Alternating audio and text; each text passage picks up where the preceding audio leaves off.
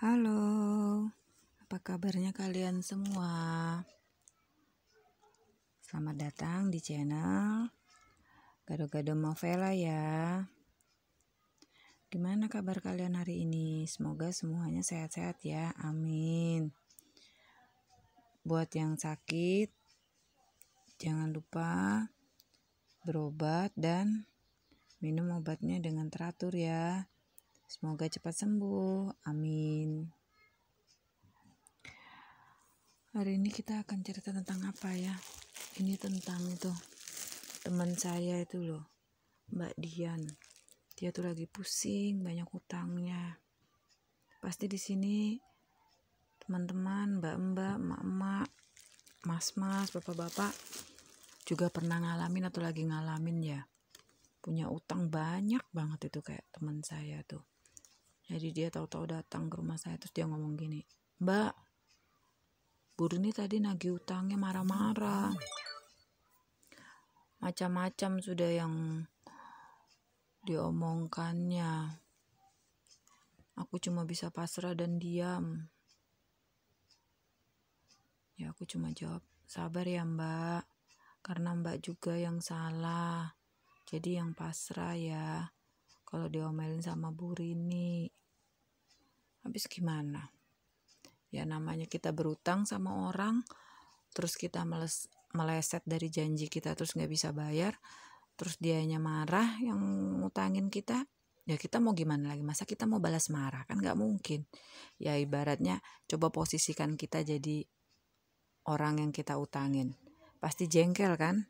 Misalnya kita ngutangin orang, terus dijanjiin nanti ya seminggu lagi ya, begitu seminggu kita tagih dia nggak ada uangnya, kita datangin lagi seminggu kemudian nggak ada uangnya, sampai berbulan-bulan kayak gitu pasti bikin kita emosi ya kan. Ibaratnya ya nggak tahu lah, sumpah serapah udah keluar semua ya kan, itu hitungannya ya kan. Apalagi kalau misalnya kemarin kita pinjaminnya untuk darurat aja, ibaratnya kita kasih pinjam bukannya dana nganggur banget, tapi dana yang mau digunakan, tapi karena kita mau bantu dia, dananya belum kita gunakan, ya udah kita pinjamin dulu ya. Nggak taunya dia molor-molor atau macet bayarnya, ya kita sendiri juga yang jadi kelimpungan kan. Gimana mau ibaratnya mau nutupin dana kita juga ya kan. Nah itu sudah yang dialamin sama teman saya tuh Mbak Dian. Dia ngutang sama Bu Rini. Kebetulan waktu itu dia ngutang kalau nggak salah sih buat beli AC mobil suaminya. Sebenarnya kalau ada yang bilang AC mobil aja loh Mbak, apa sih pentingnya, kan bisa, nggak bener sih, nggak penting. Cuma kan kebetulan suaminya Mbak Rini ini kan kerjanya itu apa Maxim gitu loh, Grab gitu kan. Jadi kan mobilnya tuh kondisi kan harus ada AC. Ya pokoknya kondisi mobil kalau kayak gitu-gitu kan, kalau kita jadi driver itu kan mobilnya harus bagus. Kan peraturan dari perusahaan tempat kerja juga ya kan, kalau AC nggak ada, mobil rusak atau mobil mau bobrok ya kan, nanti customer komplain. Kalau komplain nanti repot ya kan. Makanya itu jadi Mbak Dian tuh kemarin ngutang sama Bu Rini, yaitu sudah untuk beli AC-nya mobil suaminya, yaitu lumayan juga sih utangnya kan, 5 jutaan kalau saya nggak salah tuh katanya itu kan. Ya itu sudah. Nah terus kan waktu kan dipikir sama Mbak Dian dia bisa melunasin utangnya dalam waktu 1 bulan atau 2 bulan gitu, atau sekurang-kurangnya dia bisa nyicil lah ya kan. Karena kan suaminya namanya kerja tiap hari itu ngegrabnya tuh nyari penumpangnya kan pasti ada aja lah uang untuk 100, 200 gitu ya kan. Cuma ya itu namanya kita itu nggak tahu ya, kita bukan Tuhan, nggak bisa prediksi apapun. Tiba-tiba setelah AC-nya diperbaikin, berapa hari kemudian suami Mbak Dian itu sakit. Ya namanya juga suaminya juga sudah berumur juga ya kan, di atas 40 umurnya gitu ya kan. Jadi dia sakit, Apalagi waktu itu kan lagi musim-musimnya corona juga, lagi tinggi-tingginya lah corona gitu ya kan. Jadi suaminya sakit, dan namanya orang sakit ya kan, ya repot ya kan. Sakitnya itu bukan sehari 2 hari, nggak taunya sampai 1 bulan. Nah bayangin aja tuh, 1 bulan plek suaminya nggak kerja, di rumah aja dalam kondisi sakit. Sedangkan Mbak Dian cuma mengharapkan penghasilan dari suaminya tiap hari. Ya gimana dia nggak kelimpungan, nggak punya uang selama 1 bulan ya kan. Ibaratnya boro-boro mau bayarin hutang. Buat makan aja dia bingung sebulan itu kan. Apalagi kondisi suaminya sakit harus dibawa berobat itu kan. Itu bener-bener itu suaminya sakit 1 bulan. Habis suaminya sakit, nyusul Mbak Diannya. Karena kan ngurusin suaminya kan KO juga dia ya kan. Dia juga yang sakit. Itu aja saya nggak ketemu sama dia memang itu sebulanan lebih itu. Biasanya kan kalau saya lewat-lewat depan rumahnya, dia ada aja gitu loh. Entah pintu rumahnya terbuka atau ada aja duduk-duduk di teras rumah gitu ya kan. Tapi selama sebulanan tuh memang itu nggak ada gitu loh. Itu jadinya tuh saya pikir kemana orang ini gitu, apa sibuk apa, nggak taunya dia sakit gitu loh ya kan. Nah itu sudah. Jadi si Bu Rini ini, ya namanya Bu Rini, dia taunya dijanjiin 1-2 bulan, begitu Mbak Dian meleset, ya dia ngomel sudah, nagih-nagih terus ya kan. Pokoknya namanya juga kita tetanggaan ya kan. Ya otomatis Bu Rini itu pas lewat-lewat di depan rumahnya Mbak Dian ya kan. Jadi setiap dia lewat entah pagi, siang, sore, malam ya kan, pasti sudah mukanya tuh nggak senang gitu loh ya. Itulah kayak gimana gitu, atau kalau enggak dia akan ngoceh-ngoceh nggak jelas. Dan ya namanya tetangga di kampung ya kan, otomatis jangankan berita orang berhutang, ibaratnya sendoknya tetangga jatuh atau pancinya jatuh aja, tetangga sebelah dengar, terus nyampein ke tetangga satunya. Ya begitu juga masalah utang. Mungkin si Bu Rini curhat sama siapa kan, yang dicurhatin ember kemana-mana kan, jadi satu komplek tahu ya kan.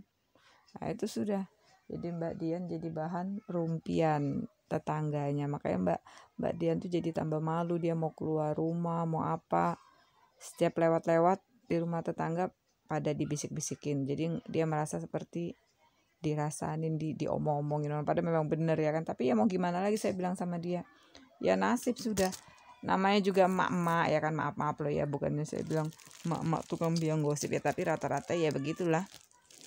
Namanya kita tinggal di komplek, apalagi yang mau kita bicarakan kalau bukan ini itu ini. Tiap hari dia curhat gitu kan sama saya ya kan. Jadinya gimana ini Mbak? Ya saya bilang ya udah berdoa aja Mbak Dian, semoga Tuhan memberikan jalannya gitu loh ya kan, melancarkan rezeki suaminya lagi ya kan, supaya dia bisa cepat lunasin utangnya sama Bu Rini ya kan.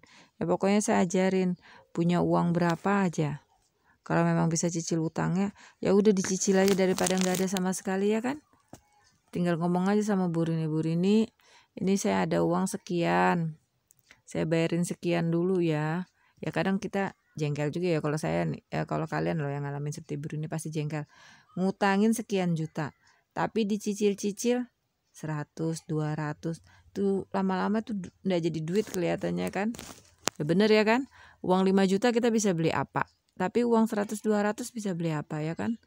Ibaratnya dibawa belanja ke pasar aja habis sudah ya kan.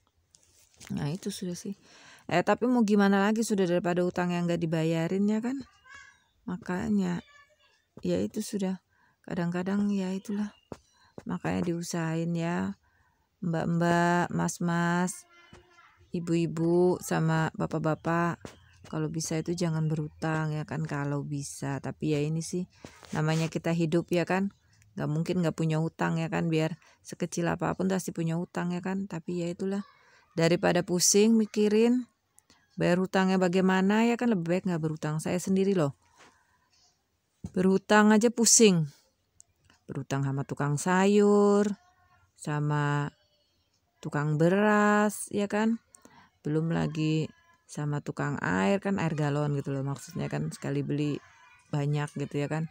Pusing udah mikirinnya, gimana ini utang sama si ini, si itu. Ya kan, pusing lah. Jadinya itu ya itulah, gimana mau bayarnya ya kan. Ketemu orangnya tiap hari. Terus kita nggak bayarin utangnya rasanya tuh gimana gitu ya kan. Ya itu sih.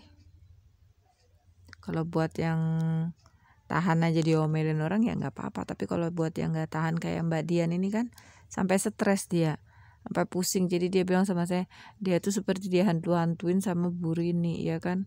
Karena Bu Rini ngoceh-ngoceh ngomongin ini ngomongin itu ya kan.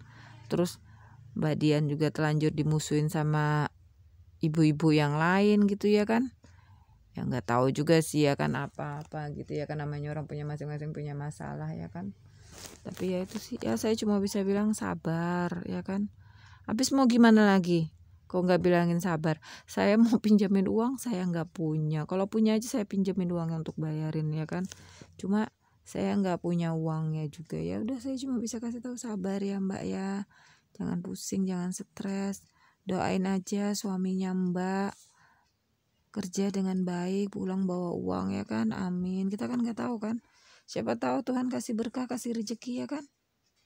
Bisa ngasih uang yang banyak gitu kan, dapat pelanggan atau apa gitu kan. Terus Mbak Diannya bisa lunasin utangnya sama Bu Rini ya kan. Amin ya kan. Makanya ini sama ini buat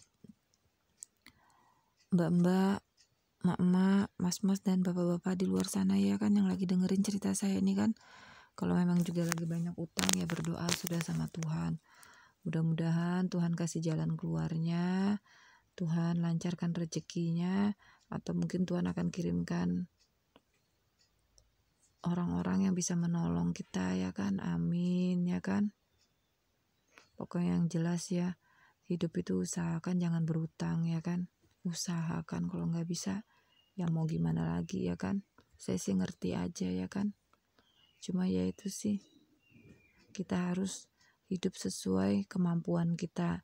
Jangan berlebihan, jangan ikut-ikutan sama orang lain ya kan. Kalau kita nggak mampu, daripada kita ikut-ikutan terus kita utang sana sini. Ini terutama biasa ini mbak-mbak ya kan atau mungkin mbak-mbak nih ya kan, nggak mau kalah sama si A, si B, si C. Beli barang-barang branded juga ya kan, padahal belinya hasil utang ya kan. Nah buat apa ya kan, pusing bayarin utangannya. Waktu ngambil sih enak, tinggal ngambil bayar bulan depan ya kan. Kita pakai, kita bangga, dipuji orang, ih tasnya bagus ya, ih bajunya bagus ya, ih kacamatanya bagus ya, ih gitu-gitu kan. Iya bangganya saat itu, senangnya saat itu. Tapi pas giliran bayar, kepala kita langsung cenat-cenut ya kan. Pasti itu nyesel. Aduh, ngapain aku beli tas yang harganya ratusan ribu, ngapain aku beli perhiasan yang harganya jutaan, ya kan. Jadi pusing ya kan. Nah itu sudah. Makanya lebih baik untuk sekarang ini kita kencangkan ikat pinggang, kita hidup sesederhana mungkin, dan ya itu sudah, nggak usah ikut-ikutan sama orang lain. Maaf loh ya, ini bukan sok mengguruin, sok gimana gitu ya kan. Cuma memberitahu, cuma ya supaya kalian semua juga nggak pusing kayak teman saya ini loh Mbak Dian. Saya kasihan loh lihat dia tambah lama tambah kayak orang stres, kayak orang linglung gitu ya kan.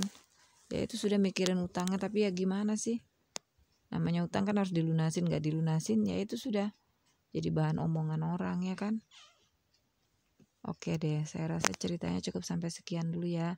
Semoga cerita ini bisa jadi inspirasi buat kalian, dan semoga saya doain buat kalian yang mengalami hal yang sama seperti Mbak Dian, yang punya utang banyak, yang lagi pusing mikirin masalah hidupnya. Semoga Tuhan memberikan jalan keluar untuk masalah kalian semua.